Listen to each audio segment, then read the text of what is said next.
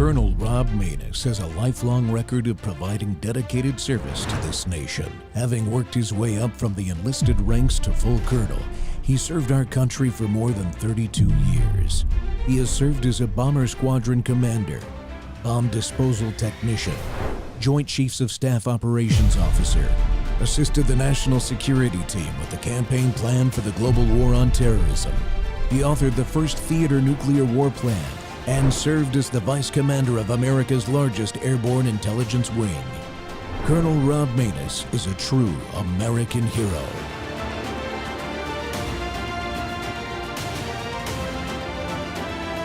This is Rob Maness Live. And Russia's attitude towards NATO and Ukraine was exactly analogous to what our attitude would be to a Russian military base on the Rio Grande in Mexico. It would be, don't try that. Yes. And this is obvious. It's not subtle. It has been expressed for more than 30 years. But now we know, and more comes out and will come out. But Clinton approved this plan in 1994, that NATO would go east, including to Ukraine. Zbig Brzezinski laid it out in 1997 in an article which I always asserted was not Brzezinski's idea, but his way of telling his colleagues in the civilian sector, let's say, what was already decided. And that is that, yes, of course, we will go all the way to Ukraine. It became public in 2008 when George W. Bush Jr. Pushed at the Bucharest NATO summit the commitment to enlarge NATO to Ukraine. It became a cause of war in February 2014 when the U.S. conspired to overthrow a Ukrainian president that was against NATO enlargement, who wanted Ukraine to be neutral because that president understood, if you are Ukraine between East and West, try to keep your head down and stay neutral. And he understood that, so we had to overthrow him. And the U.S. did, and that's when the war started. So this was predictably a failure on every scenario. Ending the war in Ukraine sooner rather than later, folks. Well, welcome back to More War Monday. The Rob Maness Show's live on Worldview Tube, our X Spaces simulcast, Truth Social Plus, Rumble, and YouTube. But that is the true context of the Russia-NATO-Ukraine war. NATO expansion was always our plan, to include Ukraine. And Russia was never going to accept that eventuality, ever. President Trump said during the campaign he could end the war in a day and just wants to stop the killing. And then he selected retired Army Lieutenant General Keith Kellogg as his peace envoy to that effort. General Kellogg does have a plan, but it seems it's going to take a lot longer to get Russia to agree with the proposal, which frankly seems almost like a non-starter on its face because Russia's recently rejected key parts of it already. The good news is we do have a president now that wants to achieve peace, and he's not constrained to one set of ideas, even from his own appointees, really. One of those voices with other ideas is my guest today, National Security Strategist David Pine. David's a former U.S. Army Combat Arms and a headquarters staff officer. He oversaw armament cooperation with the former Soviet Union, Eastern Europe, the Middle East, Africa, and the Americas from 2000 to 2003. He currently serves as the president of the Task Force on National and Homeland Security and is a member, along with myself, of the Committee on the Present Danger of China. David, welcome back to the Rob Maness Show. Hey, Rob. Great to be with you again. You know, I wanted to show that clip just as a reminder to folks that Russia's concerns about it, what it calls its near abroad, Ukraine specifically, is the major part of that, go back 1,000 years or more.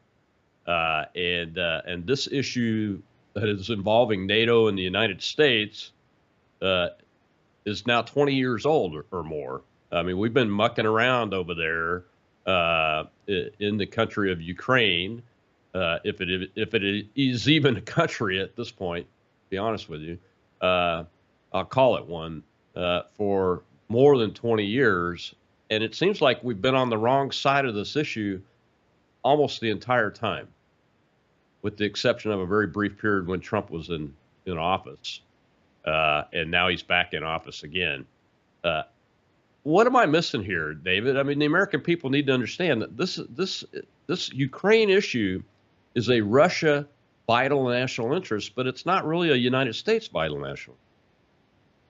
Yeah, you're absolutely right. I mean, I've been a supporter of Ukrainian independence since before Ukraine became independent. I was, if you go to my Twitter, America First Con page, it shows a picture of the Treaty of Brest-Litovsk. Why? Not because I love Imperial Germany, although I think it world might have worked out a lot better if they'd won World War I, or at least there'd been a stalemate.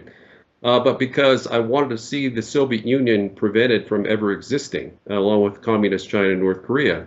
And one of the key ways to do that, of course, was to continue to enforce the Treaty of Brest-Litovsk and keep Ukraine as the linchpin of, European security from potential Russian aggression. That said, as you mentioned, Russia has been telling us at the top of their lungs, this is why we invaded Ukraine. It's not a war of Russian imperialism. It's a war to roll back NATO or U.S. imperialism into Ukraine, because Ukraine became a de facto member of NATO in 2021 with the signing of 2 strategic partnership agreements between the U.S. and Ukraine in August and November of that year. So, in fact, President Vladimir Putin of Russia said that, told Biden that if he were to simply issue a written guarantee that Ukraine would never join NATO, that he would guarantee Russian forces would go back to their bases and not invade. So this has been a relatively easy crisis to solve from the beginning. Granted, the longer it's gone on, it's become a little bit more complicated. But as you noted, with my successive peace plans to end the war in 24 hours or within days, not months, that 2 articles that I wrote, one in August and one just last month, President Trump really has the ability to end this war at will, and he can end it, in the words of the Deputy Permanent Representative of the Russian Federation to the United Nations, in a day. Russia would comply with that.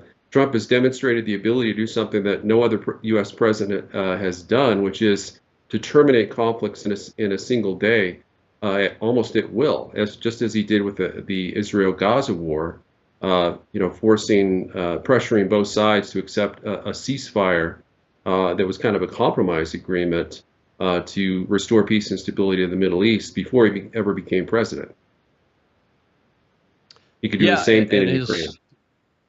And his strategic goal of getting the hostages released has so far been successful in that effort. And his goal, obviously, in this effort with Ukraine and Russia, is to stop the killing as fast as possible. But the situation has changed dramatically, even from as far away as 6 months ago. I remember seeing General Kellogg talk about how not too long ago, how he supported Joe Biden's recent effort to give 2.7 more billion, or I think is the number, somewhere two plus something more billion in resources. Ukraine being part of NATO. Do I have that wrong, or is that accurate? I mean, because I don't you're think absolutely Russia's right. going to accept those aspects, right? General Kellogg has been on the wrong side of the issue, continuously from the time that Russia invaded Ukraine until pretty recently. He made some concessions with his peace plan that he shared with President Trump in June of last year. But even as recently as November and December, he was cheering on, Biden and praising Biden for sending ATACMS missiles to target, engage in deep strikes into Russian territory, which President Putin himself stated could trigger World War III and a nuclear exchange. So, Kellogg was, I would say, a ill-considered choice, I think, to lead peace negotiations with Russia. And I don't even think that he's going to. I think, in some ways, he's almost a figurehead. From what I've heard, he hasn't picked up the phone to talk to the Russians at all. Trump has stated, and I think he's accurate, that, I guess peace talks have begun with Russia, but on a very low level, reportedly at the embassy level. The problem is Russia doesn't have an ambassador in the U.S. So if embassy level consultations are happening, they're either with a deputy ambassador or acting ambassador, I guess. They don't even have an acting ambassador to the U.S. currently, since their ambassador was withdrawn back in October. But likely with the Biden appointed, U.S. ambassador in Moscow. So it's very preliminary. Trump has made at least one threat that we know of against Putin, that if he doesn't come to the table soon, then there'll be added U.S. tariffs, taxes, and sanctions. The problem is, there's no peace plan there hasn't even been a phone call that we know of from the Trump administration to Russia at a mid or high level to begin those negotiations. Now, in Trump's defense, if this leaked peace plan is true, then we have a really, I think we have an achievable peace plan with one major exception that I talk about in my latest article, of course, Ukrainian demilitarization, and a robust timetable to accomplish that goal, which coincidentally lands on Russia's Victory Day, the 80th, in which they'll celebrate the 80th anniversary of their victory over Nazi Germany with the military parade. So I don't think that that end date for a peace deal is coincidental. I think Trump wants a win-win peace agreement, which is minimally acceptable to Russia, which is the only way peace will ever be achieved. Yeah, because they're really in the driver's seat, aren't they? Here's one of the things I'm concerned about is I saw the president several days ago talking about the numbers of casualties, and the numbers that he was talking about on both sides didn't seem to track with what I've been following for quite some time now, and I don't follow the propaganda numbers that come out of each side. So I'm a little bit concerned that he's not getting good information, or maybe he's just talking about the information he's being given and understands it's something else. But Russia's in the driver's seat on this, aren't they, from a position of strength? And I'm sure he knows that. So where's the confusion at here? The Kellogg plan that I was able to piece together through your articles, talks about first steps, a phone call between Trump and Putin, and President Trump just moments ago said that he was going to be talking to him. He wouldn't say when, but that they were in continuous talks. Not he and Putin, but the governments are of the United States. So, you think it'll be in the next few days? I don't. No, I don't think that's it. It doesn't seem likely because, the Russian foreign ministry, the deputy foreign minister, stated that there's been no serious progress at all in terms of arranging a talk or even a phone call between President Trump and President Putin. That doesn't mean it couldn't happen very quickly, and there doesn't need to be any delay. He could pick the phone and say, hey, would Putin be willing to drop everything and take a call from me later today? And I think it would happen. So just because there's no progress yet doesn't mean there needs to be any progress, because that's something that can be done in an instant. You pick up the red phone in the White House, that's done in times of emergency, and there's going to be a call on the other end that will eventually get Putin on the phone.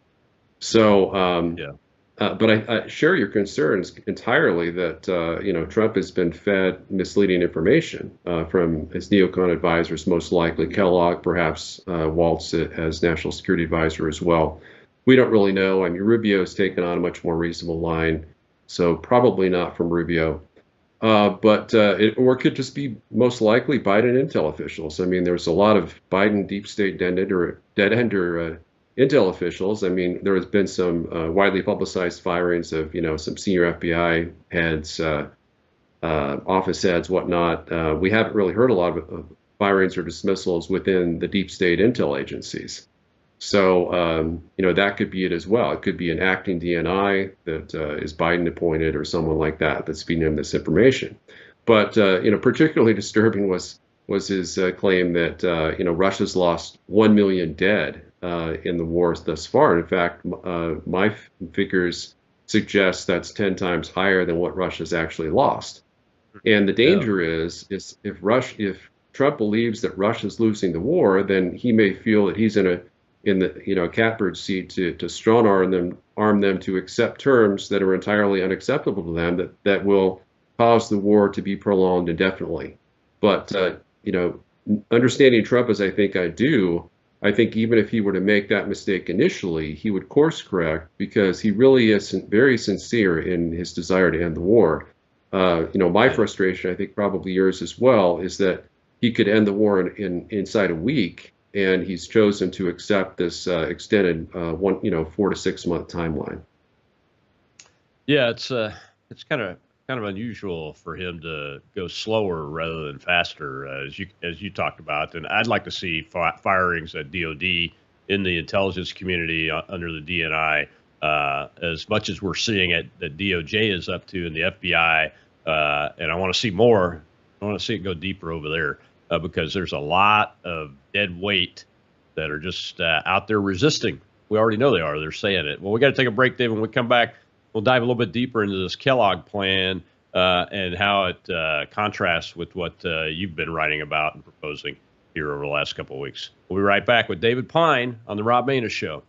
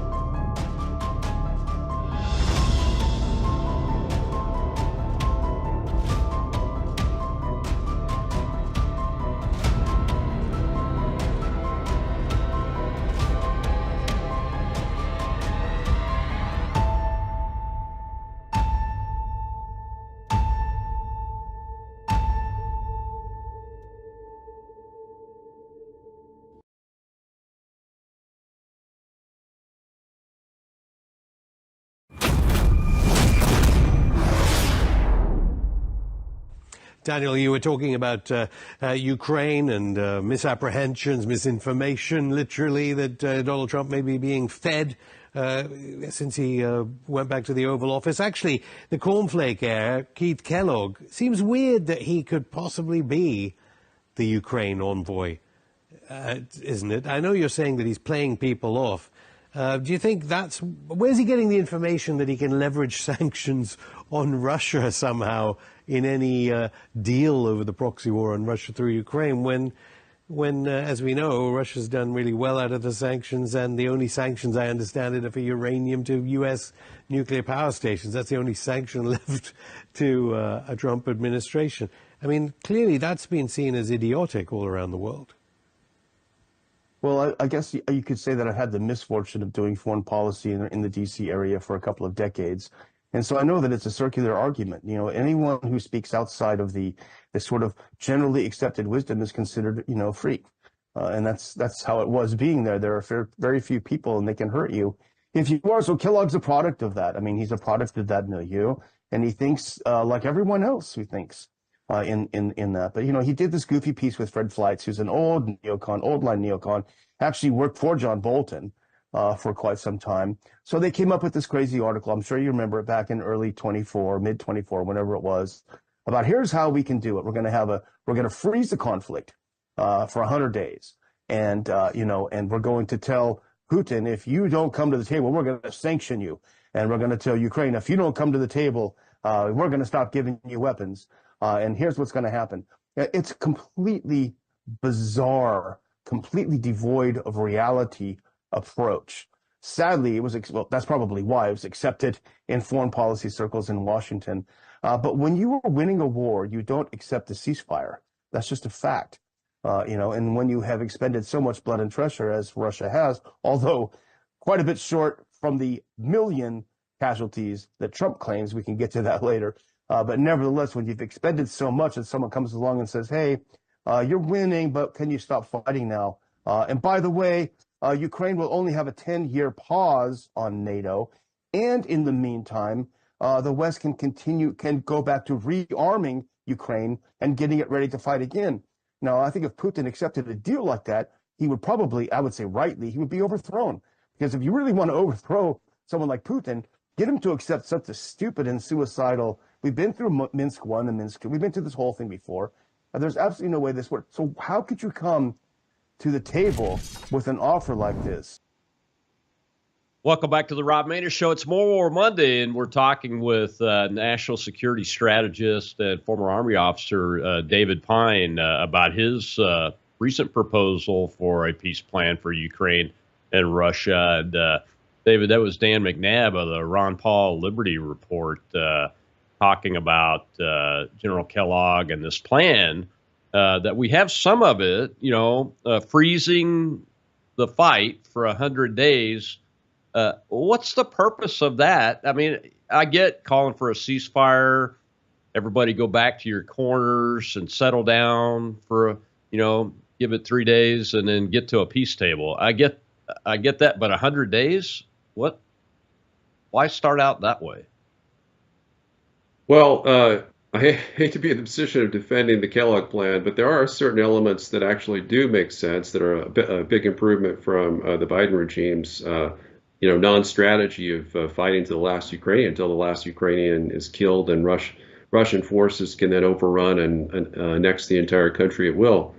But I haven't heard of a 100-day ceasefire. I think I've studied the Kellogg plan, and maybe I missed that, but my understanding of the Kellogg plan is that they would pressure Russia and Ukraine to accept a ceasefire, and as he mentioned, if Russia didn't do it, then they would threaten to, massively increase arms shipments to Ukraine, which is ridiculous because we don't have any weapons left to give them. And that's why there's $4 billion left in Ukraine aid that was never delivered, because we literally had no weapons further to draw down, because it would have jeopardized, the minimum number of weapons we require for, to have a reasonable chance of being able to fight, let alone win a war against Russia or China directly. I think that the Kellogg plan didn't go nearly far enough. Certainly the 10-year or 20-year, even 20-year moratorium on Ukraine NATO membership is ridiculous.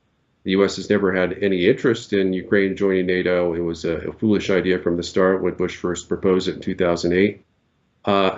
We've expanded NATO 83% from, the territory that, when the Cold War ended and Germany was united inside of NATO, we've expanded it territorially by 83%. We doubled the number of member states from 16 to 32. There's really no rational, reasonable national security strategist that thinks we need more strategic depth for NATO to counter Russia, particularly when Russia, was not a threat. It was not perceived as a threat when Ukraine was invaded by Russia, because our relations despite the Russian annexation of Crimea, our relations were pretty decent.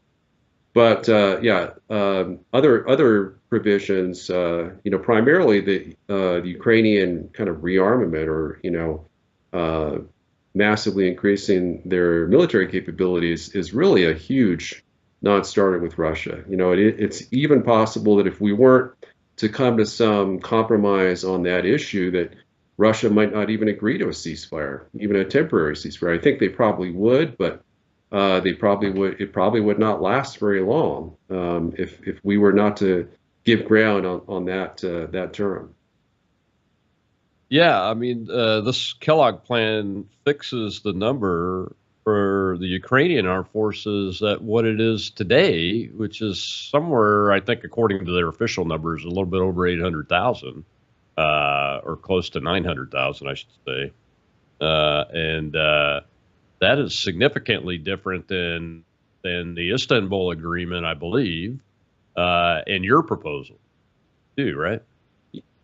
Well, yes. So Ukraine proposed a cap of 250,000 troops as part of the final iteration of the Istanbul Agreement on April 15th, 2022. So that's what they were willing to accept. So that should be the maximum number that is even considered in any peace agreement.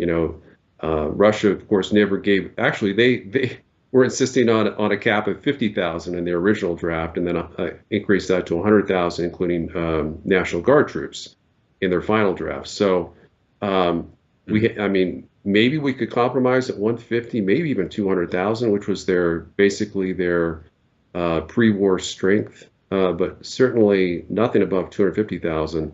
Yeah, Zelensky is claiming 80,000 troops. If you look at Wikipedia, which I did just to find some humor, they list the end strength of the Ukrainian active duty forces at about 1.4 million, and that's the army, just the Ukrainian army, whereas the Russian army is listed as 500,000.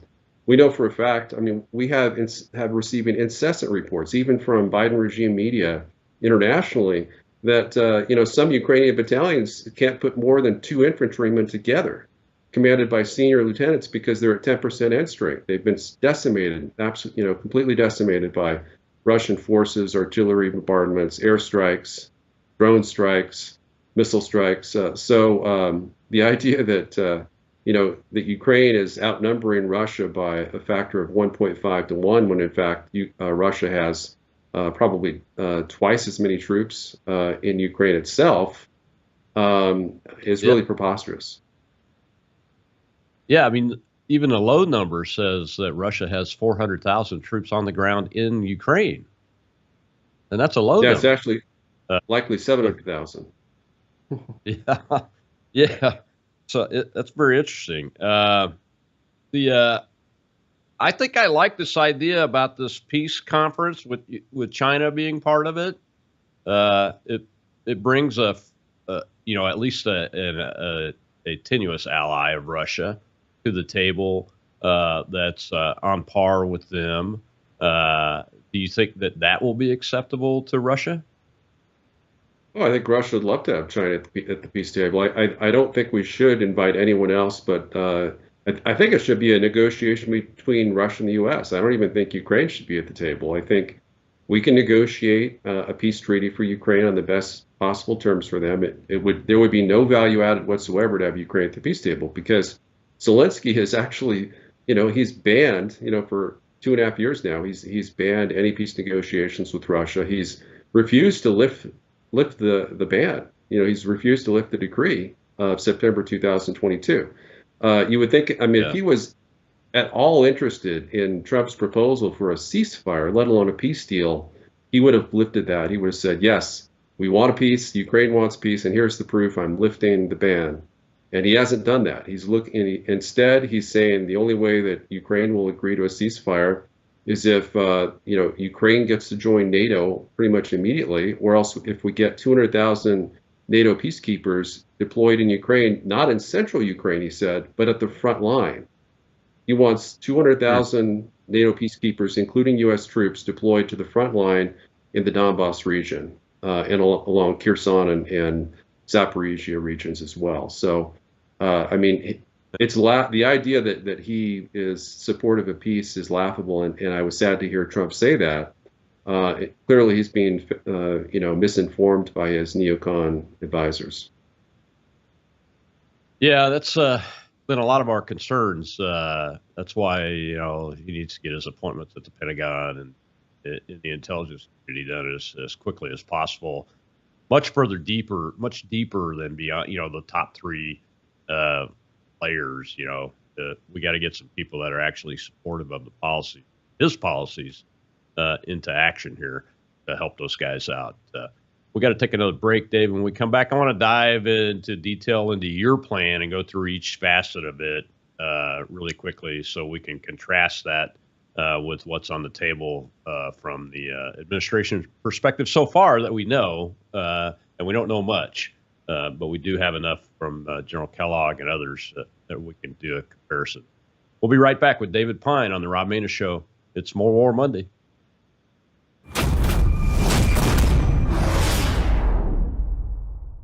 Hello, I'm Brandon House. Is the government tracking you? Do they have access to all your data? Well, if you go to worldviewtalk.com, you'll find out about a cell phone company that, well, does not store your data. They don't do that. This is what they're known for. They don't store your data. You have privacy. You're not being tracked. That's why a lot of folks are turning to worldviewtalk.com. You'll find their prices are very competitive.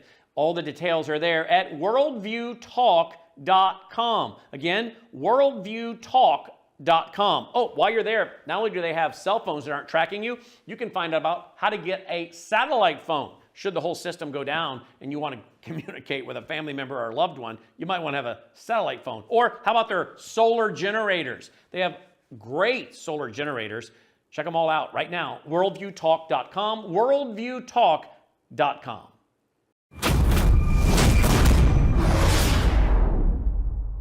Ukraine is we need to bring that war to a close because all Ukraine is doing now is destroying itself demographically.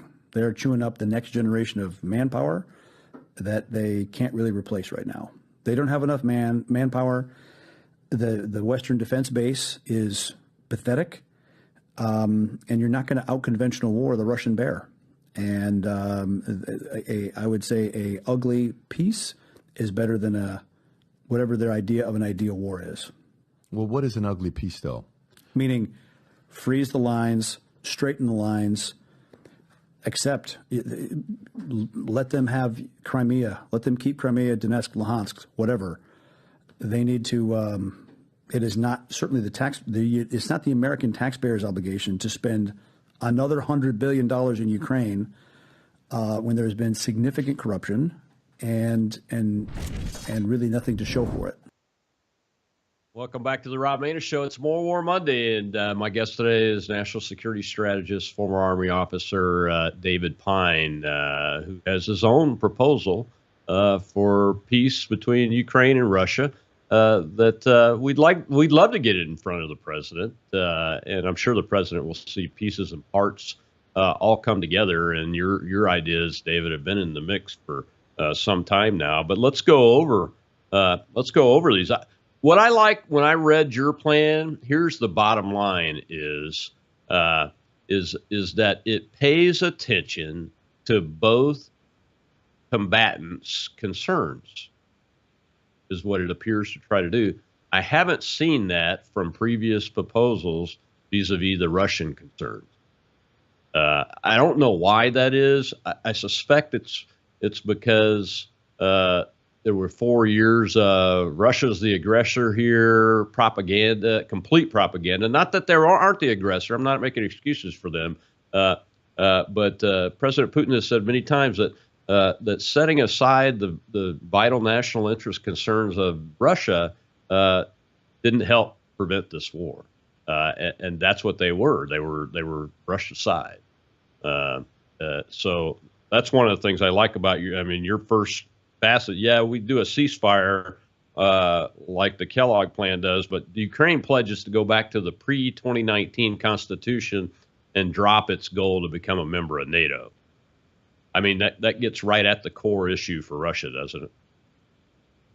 It does, and it's really a shame that, of all the, most preeminent national security minds in America, not one of them had the courage to publish a peace plan kind of along the lines of my own, which, as you mentioned, took into Russia's concerns. It was, realistically achievable in terms of, where we are on the ground with, Russia on the verge of forcing a Ukrainian military collapse. And I think it was just out of fear that they didn't want to be called Russia appeasers, because that's what happened to me. When I published my peace plan in June of 2022 in the national interest, there were a few that said, oh, great plan. But the majority was, I got inundated with Ukrainian foul-mouthed emails denouncing me as a longtime Kremlin paid agent, all kinds of bizarre stuff. I got put on the Ukraine blacklist. So there was a price that I paid. Wasn't going to be asked to appear on Fox News, or I think Fox News has mellowed a lot. They probably would welcome what I have to say now because it's in vogue with Trump as president. But back then, in 2022, when Kellogg was all over Fox News saying that Russia was on the verge of defeat, Ukraine, all we needed to do was send a few more arms to Ukraine, and Russia would collapse like a house of cards, and just as Hitler claimed in 1941. That was never going to happen, because Russia's got 35 times larger, and it just really overmatches Ukraine in every way. Yeah, and you heard Eric Prince there. That's who was in the clip at the beginning of the segment. Talk about how their Crimea and Dansk and those three areas, that they're occupying right now. Nothing's going to really force them out of there, and nothing Ukraine can give away is going to be able to do that. But in your phase one, you also lay out that Ukraine gets to retain all its bilateral security guarantees that it's gotten previously and can join the European Union. I mean, that's a balanced approach right there for the first part of this, and that's what I really haven't seen that from anybody else. So I guess I'm going to be called and have been a Putin's puppet too, because I think this is not a bad starting point. I mean, all these negotiations, these plans are just starting points anyway.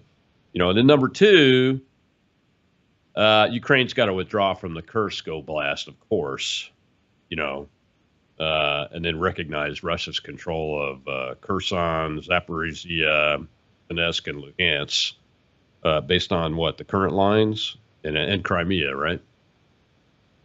That's right. Yeah. Putin, of course, in his June 14th latest peace proposal said that there would be no ceasefire until Ukraine had withdrawn all its troops from all four regions along their constitutional borders. But I always took that as a kind of a negotiating tactic. I think he was frustrated with the fact that he was getting no response. He's been sitting at the peace table alone since April of 2022, after Biden vetoed the Istanbul Agreement, which was really would have been a stunning victory for Ukraine, mandating a full Russian withdrawal to their pre-war position, something the Biden administration claimed they wanted. But because it would have forced Ukraine to become a neutral country outside of NATO, it would have rolled back, our so-called liberal empire that Senator Hawley is used to refer to. To our sphere of influence, which essentially we've tried to push all the way to Russia's western frontier, and of course China's borders as well. Though we haven't really done anything. It's been a status quo situation, of course, with Taiwan and the Pacific, but primarily in Europe, we've really been aggressive and driving NATO eastward, trying to drive it 1,100 miles to the east. So I think Putin would be willing to, he's actually said so. He said that he'd be willing to accept the current lines of control as kind of a permanent border. And then Russia, high-level Russians have also said that Russia would be willing to withdraw from all of Kharkiv Oblast and Mykolaiv as well. They've got kind of half of an island is part of Mykolaiv. It's more like a peninsula, but it's part of Mykolaiv Oblast. So there's actually two oblasts that Russia said they'd be willing to withdraw from out of the 7 that they partially occupied or fully occupied. Yeah. And then the second part two is that Russia renounces all its claims on the Ukrainian controlled portion of those oblasts and withdraw all its troops from Kharkiv and Mykolaiv, as you said. And here's another thing, though. While guaranteeing Ukraine's territorial integrity, what do you think will convince the Ukrainians to trust them on that one? Because they basically have violated that promise based on what the Minsk agreement already, because of their national interest, obviously. Will there be any other hooks to? Yeah, I think so. Russia didn't violate the Minsk Accords. It was Ukraine both Zelensky and his predecessor, that refused to implement them. In fact, as late as the 21st of February 2022, Putin gave a speech stating that any peace must be made on the basis of the Minsk II Accord. So that was really our last chance to grab Minsk II and say, Ukraine gets to keep control of 93% of its territory. Actually, Minsk, of course, would have been 96%, because it would have included the 3% that were the independent Russian separatist republics, Luhansk and the Donetsk People's Republics. But I think that's something that that was a real missed chance. I think that when Biden vetoed that, a lot of those terms are still on the table, thankfully, for Ukraine. Yeah, they are. That's the interesting thing, is those terms are on the table. If Zelensky will just drop his declaration of no negotiations, no peace negotiations. Now, your plan calls for a 4-kilometer demilitarized zone policed by an international force. Who makes up the international force? Because I don't really think Americans have an appetite to be doing any peacekeeping at this point after 30 years of war. Yeah, so Russia has repeatedly stated they want no foreign troops whatsoever in Ukraine, but I think they're really concerned about, obviously, U.S. or closely allied, U.S. allied troops, such as from NATO countries and whatnot. So, obviously, the UN is peacekeeping forces would not necessarily work out unless it's just neutral, non-aligned countries. OSCE also has NATO countries, including the U.S. So I think the non-aligned movement. So the non-aligned movement is 120 countries, mostly Africa and Asia. There's also some South American countries, some Central American countries that are involved. But essentially, under my proposal, it would be a force that's led by India. So India is, I guess it's considered non-aligned. The U.S. is certain, I think the U.S. and Russia have kind of been trying to compete for, to try to get India to align with them. And so I think India would be ideally suited to lead a peacekeeping force, if indeed a peacekeeping force is necessary to patrol a demilitarized zone. Because, as your viewers probably are aware, I don't think there are any peacekeepers that patrol the DMZ that separates North and South Korea. It's simply heavily militarized, and both sides have pretty much, with a few exceptions where North Korean troops have crossed over to murder U.S. Army officers and whatnot, they pretty much respected the DMZ without the need for peacekeepers. So I think the peacekeeper is an option. It's not a requirement for peace, but I understand Ukrainian concerns that Russia might not respect its territorial integrity in the future. My argument would be, when did Russia most respect Ukraine's territorial integrity? And that was the period from 1991 to 2014. And during 14 of those years, or I guess a little over 13 years, no, actually it was 14, President Putin was leader of Russia. So why would Russia have respected Ukraine's territorial integrity for 14 years? And the answer is because it remained, in accordance with its Declaration of Independence and its constitution, permanently neutral outside of NATO. And so that is all this talk about the size of the Ukrainian military and its combat capabilities is really irrelevant, because all Ukraine needs to do is re-sign its treaty of friendship with Russia, and it needs to declare itself a permanently neutral power, and it needs to expel all NATO troops and bases, including CIA bases outside of Ukraine. And then it will have true security. And a lot of us, even the two of us, I think that think morally, mainly in military terms when it comes to achieving security. It's not really a natural thought that if you demilitarize by a larger power, that can bring security. But what people need to realize is that Putin only attacks when he feels threatened. The reason that Putin didn't attack one of his neighbors when Trump was president before, it's not because he feared Trump, but because he didn't fear Trump, because he knew that Trump had campaigned on peace with Russia, He knew that Trump was made comments about leaving NATO. So he knew that, if anything, Trump wanted to decrease the U.S. military involvement along Russia's borders. And that is the key to a lasting peace, because that's what Putin's trying to achieve. And he's wanting to achieve it not with a ceasefire, a temporary ceasefire, but with a permanent peace agreement that would, along the lines of my strategic framework agreement that I proposed in this article, achieve Russian integration into the security architecture of Europe.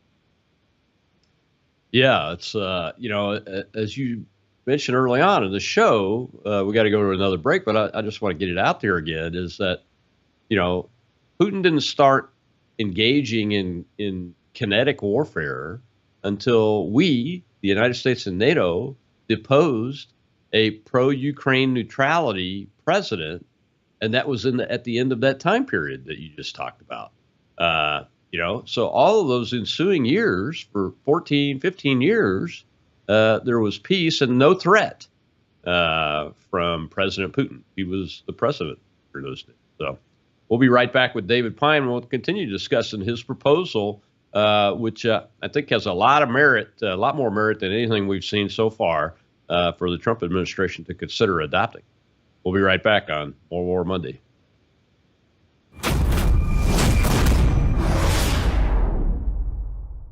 Hello, I'm Brandon House. I want to thank you for all your support at wvwfoundation.com that helps make possible pushing out 24/7 content for free. Without your support, we'd have to put it all behind a paywall. But thanks to you and your support through our foundation, we're able to push it out for free as a broadcast service and broadcast ministry of WVW Foundation. Please consider going there and setting up an automatic monthly contribution, or go there and make an occasional contribution.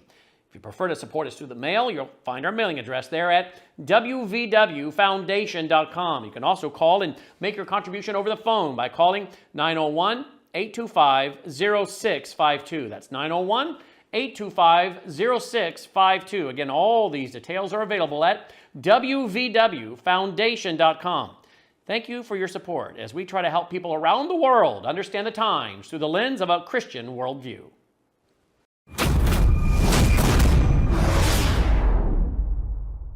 So, a big part of the problem was Russia for many, many years, long before Putin said you could never have NATO involved with Ukraine. Now, they've said that that's been written in stone. And somewhere along the line, Biden said, no, they should be able to join NATO. Well, then Russia has somebody right on their doorstep, and I could understand their feeling about that. But there were a lot of mistakes made in that negotiation. And when I heard the way that Biden was negotiating, I said, you're going to end up in a war. And it turned out to be a very bad war. And it could escalate. That war could escalate to be much worse than it is right now. They can never join NATO.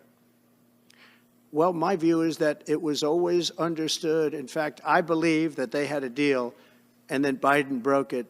They had a deal which would have been a satisfactory deal to Ukraine and everybody else, but that Biden said, no, you have to be able to join NATO. Welcome back to the Rob Maness Show. It's More War Monday. My guest is National Security Strategist David Pine. We're discussing his peace proposal between Ukraine and Russia. David, President Trump gets it. I mean, that was very recent. That was within the last week or so, that clip you saw there. He fully understands Russia's position, and it's not just today, but it's historical concerns and positions. So that gives me a lot of hope that when he gets laser focused on this thing, that we're going to be able to get to a deal and stop this killing very quickly. I think any ceasefire has got to be really closely connected to a plan to end the war, because as was said at the beginning of the show, if you're winning, you really don't want to agree to a ceasefire, quite frankly. And I believe that's where Putin sees himself and his armed forces, is that they're winning. So it's going to take a lot of negotiations to get him to come to the table. Now, two parts of your plan. One is the Ukrainian armed forces size, which I think is much more reasonable. And then Ukraine agrees to Russia's proposed limits on things like deep strike offensive systems, and those kind of things, and then relationships, full diplomatic relationships are being stated between the two countries, and sanctions are dropped.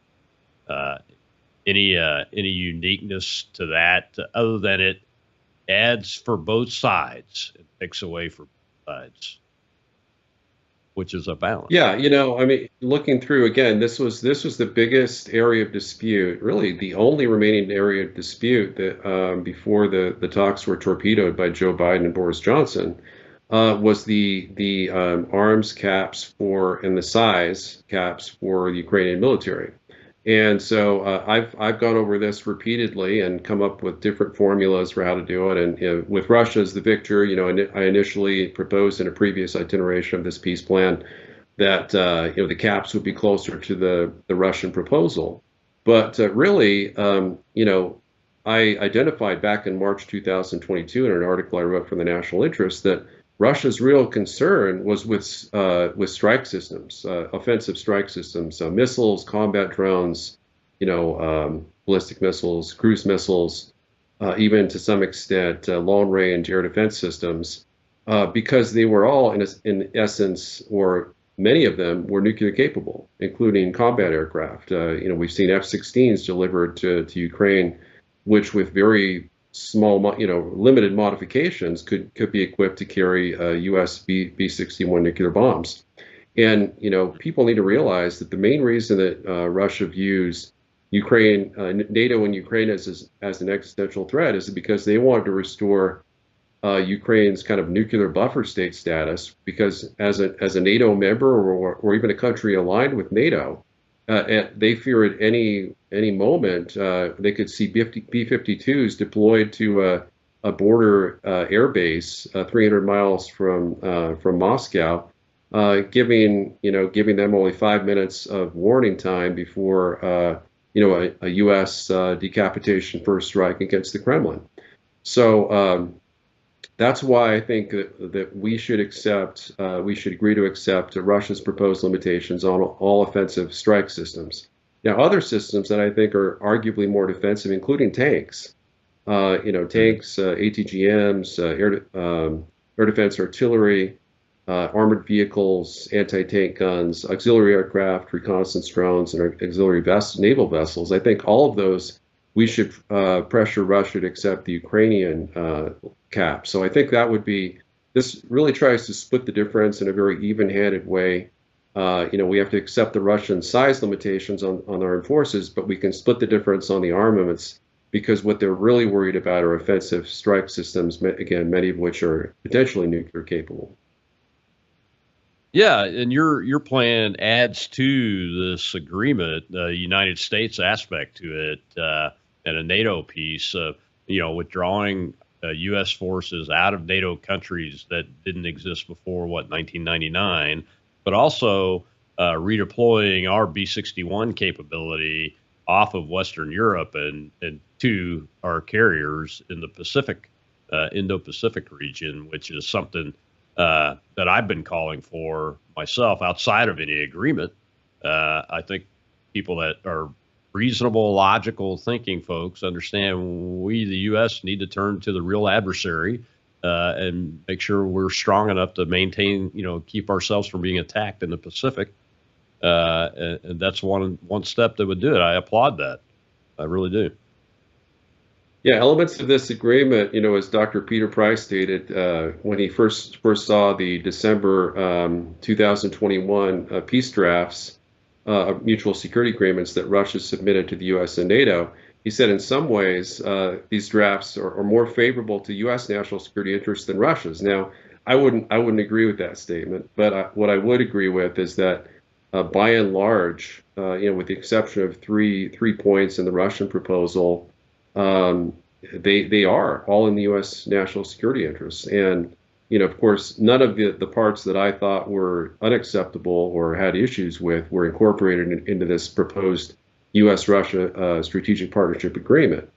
But, just imagine how it would revolutionize our geopolitical situation if the U.S. and Russia, for example, were conducting joint military exercises not off the Chinese coast, but just anywhere in the world. Where we had improved our relations with Russia to kind of strategic partnership status. We were having joint military exercises. We were sharing technology on missile defense systems, with the goal of maybe having a joint missile defense systems. We had a free trade agreement.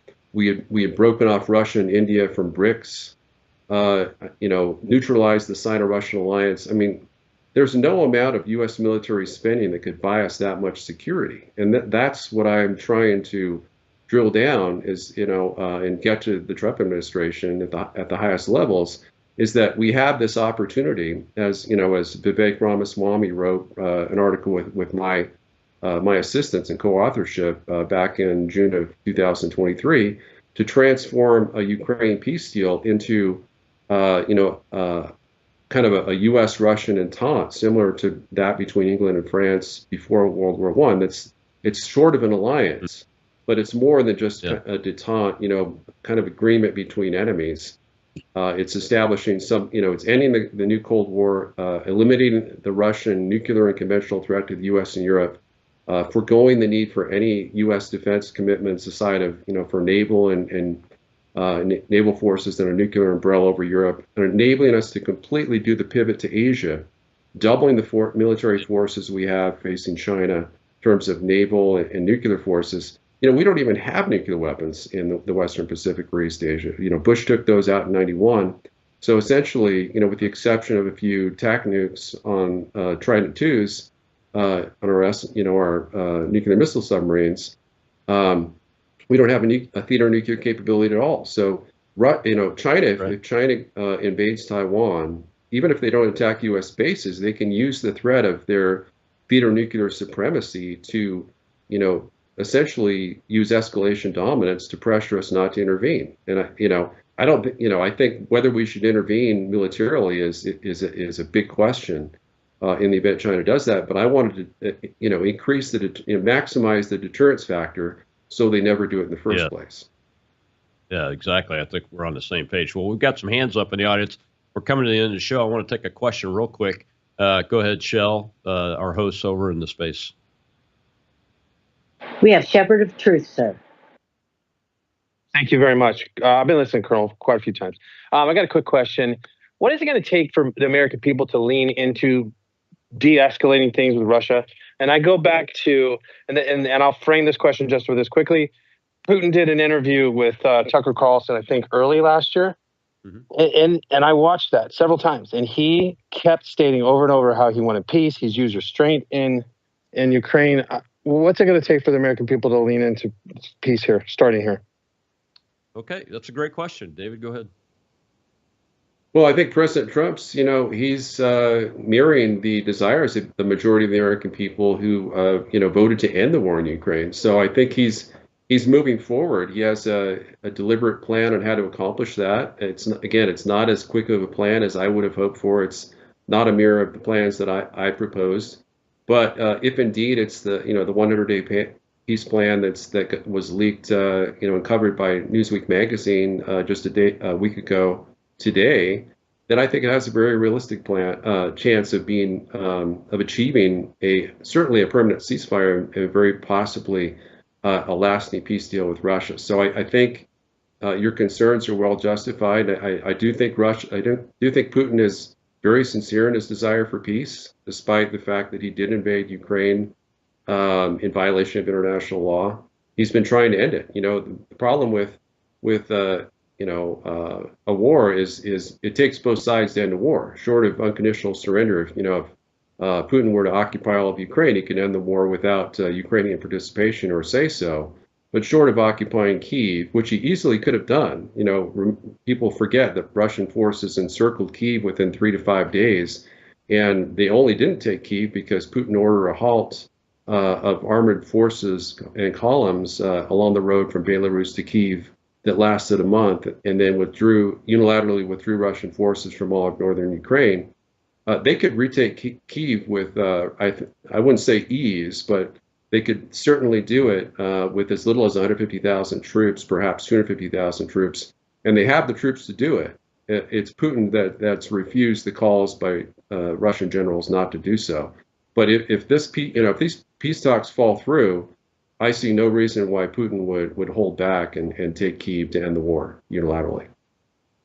Yeah, and I just to answer the question real quick, we're at the end of our time. David, thank you for coming on today. We'll get you back as things progress, I'm sure. But I see the American people have leaned into this peace by electing Donald Trump. His existence as president of the United States is the American people speaking that this is baloney. It's time to way beyond time to end this war, and this plan. The reason I wanted to talk about it is that it helps bring the U.S. and Russia closer back to almost a friendship relationship instead of a enemy adversarial relationship. Well, David, thank you very much. We appreciate you, man.